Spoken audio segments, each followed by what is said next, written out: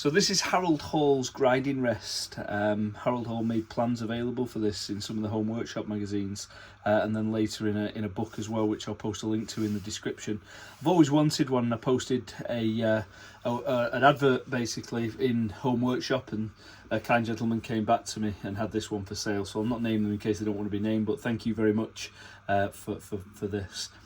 So the rest moves in all directions basically. And first of all, I should talk about how it's attached to the bench. Very regularly you have to move this around into different positions for setting. So the way that most people are doing this are using these magnetic bases. Now I've got one there which is already on, which is a perfect size, so I need another one of those. This one is unfortunately a little bit too big, and if you came around to the other side it's going to foul one of the screw nuts or locking nuts, but ultimately this is still doing a reasonable job holding it in here, so that's nice and firm for grinding work. So the rest moves in all directions. You've got all these different hand screws which allow you to rotate it in various ways. You've also got one as well which allows rotation left and right, so ultimately the bed can move in all directions. It can be highered, lowered, and it can tilt as well, on the axis. So that's what came with it so far. I've only had it for a few days, and I'll keep this video short because I appreciate it's not greatly instructional really. I just wanted to show what I've got, and hopefully some future projects with it. And then on the 3D printer, I've just knocked up some of these little jigs.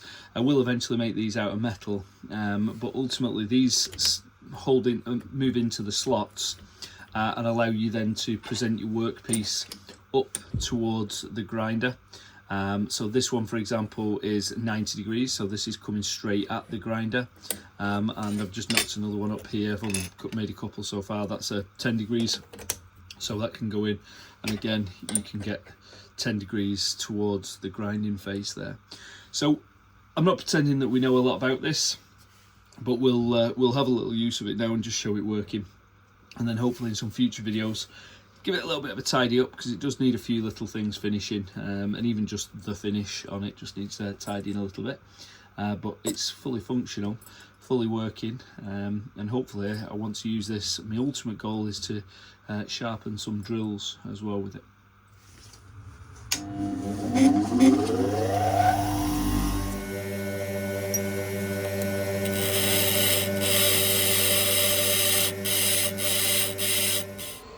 Okay, well that's the finish, and I am super impressed with that. I've only ever hand ground for the last 20 years, and I can get nowhere near that. I'm not very good anyway.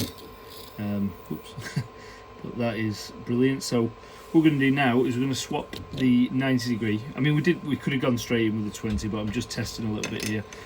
So we're going to go in now with the 10 degree and try and put the angle on as well. Okay, so just initial thoughts. That is very, very impressive. I've never managed to achieve anything as true and sharp as that when grinding in the home workshop. In fact, it's like a razor edge. It's a bit like a razor edge on the edge there. I appreciate this isn't a full lathe tool. I have to take all the other angles.